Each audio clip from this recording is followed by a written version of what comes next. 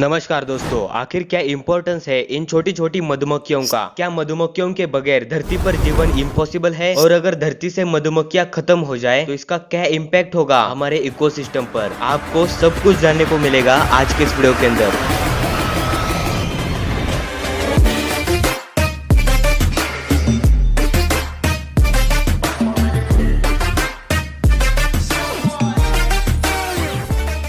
Video की शुरुआत में ही मैं आपसे एक सवाल पूछता हूँ, क्या लगता है आपको हम जो सब्जी मंडी से सब्जियाँ और फल घर लेकर आते हैं वो बनते कैसे हैं? तो आप बोलोगे जमीन में पौधे उगते हैं, उसे फल और सब्जियाँ लगती है, किसान उसे तोड़कर सब्जी मंडी में बेचता है। सिंपल। बट एक्चुअल में सब्जी और फल बनने की प्रोसेस इतनी सिंपल नहीं होती। जैसे ह्यूमन बींग्स में स्त्री और पुरुष का मिलन होना पड़ता है, तब जाकर एक नया बच्चा पैदा होता है। ठीक उसी तरीके से पेड़ पौधों का भी आपस में मिलन होना पड़ता है, तब जाकर फल और सब्जियां पैदा होती है।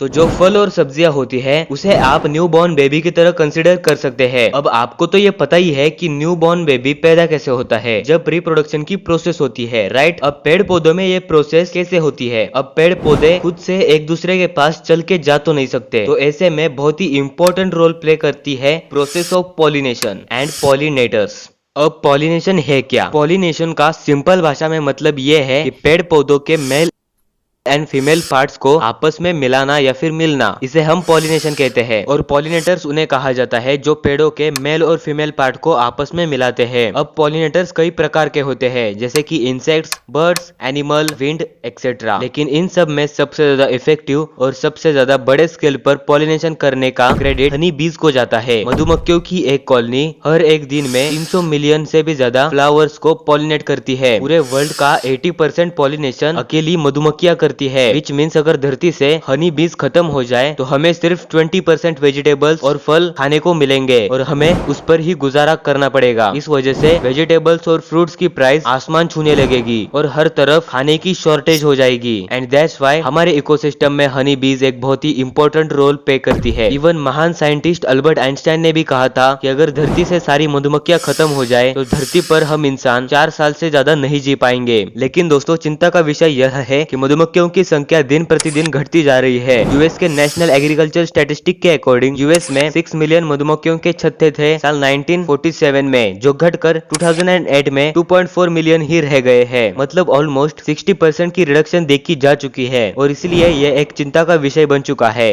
अब मधुमक्खियां इतनी तेजी से मर रही है, इसके पीछे 2 सबसे बड़े रीजन है। Number 1 pesticide and number 2 climate change. जरा पेस्टिसाइड्स की बात करते हैं। किसान इंसेक्टिसाइड और पेस्टिसाइड का यूज करते हैं फसल को ग्रो करने के लिए और हार्मफुल इंसेक्ट्स को मारने के लिए, बट इसका नेगेटिव इंपैक्ट बेकसूर मधुमक्खियों पर भी होता है। सेकंड रीजन है क्लाइमेट चेंज। सडनली टेम्परेचर बढ़ना, यह भी मधुमक्खियों के मौत का एक रीजन बनती जा रही है। अब सवाल यह है कि मधुमक्खियों को बचाए कैसे? आंसर यह है कि हमें most harmful pesticides and insecticides को बैन करना पड़ेगा और जितना हो सके उतना ऑर्गेनिक खेती करनी पड़ेगी। और क्लाइमेट चेंज पर मैं कभी और वीडियो बनाऊंगा। अगर आपको ये वीडियो पसंद आई हो तो प्लीज वीडियो को लाइक करिए और ये छोटी सी वीडियो विद नॉलेज शेयर कीजिए।